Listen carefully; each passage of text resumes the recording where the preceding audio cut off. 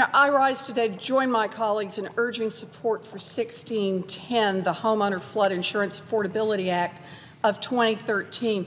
This is a bipartisan bill that will help homeowners across our country who are getting hit with the newly revised flood maps and increased flood insurance premiums. I am very pleased to join colleagues on both sides of the aisle to call for this common sense delay, which gives FEMA time to get this right. And I thank Senator Menendez, who has been a terrific leader on this, Senator Isaacson, Senator Landrieu, who has gotten in there and gotten us all mobilized, Senator Cochran, many others of the co-sponsors on this bill for their leadership and their commitment to work on this important issue. I also want to thank my partner in all things, Senator Markey, for the work that he has done on this bill and for giving me the chance to speak first here so we could get going. Families purchase flood insurance to prevent the loss of their homes, but now many families fear that the price of flood insurance could be just as devastating as any storm. You can't protect someone's home by pricing them out of it. Yet that's exactly what's taking place around the country.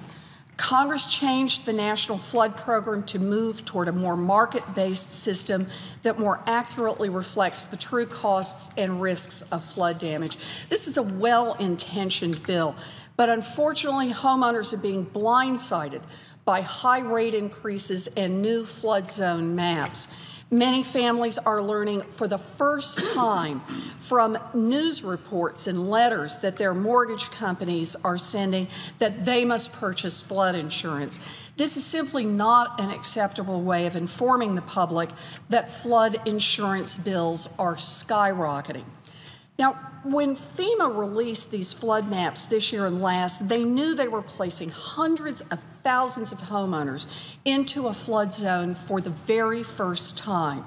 It's critical that these maps be spot on and correct, but many people don't trust many of the new changes, and their concerns are growing by the day.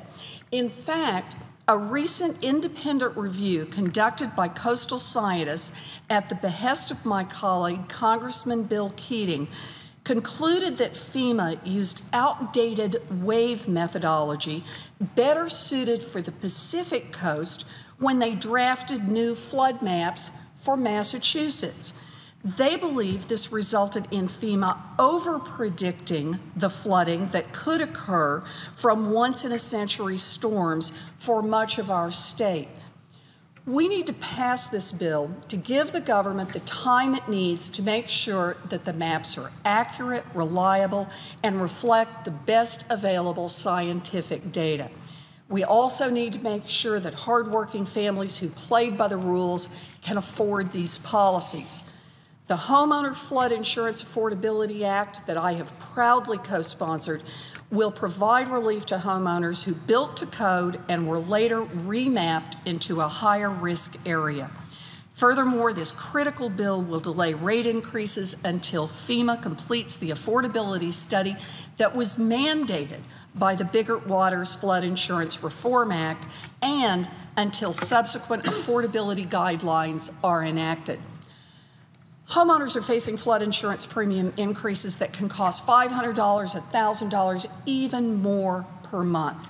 Most hardworking families and seniors don't have that kind of extra money on hand to spend on flood insurance premiums they never knew they were going to need. FEMA has a lot of work to do, and in the meantime, these families shouldn't be hit with high costs when they challenge the flood maps and win their appeals. Our bill will help address this injustice and will allow FEMA to utilize the National Flood Insurance Fund to reimburse people who successfully appeal a map determination. It also gives FEMA the added financial incentive to get those maps right the first time.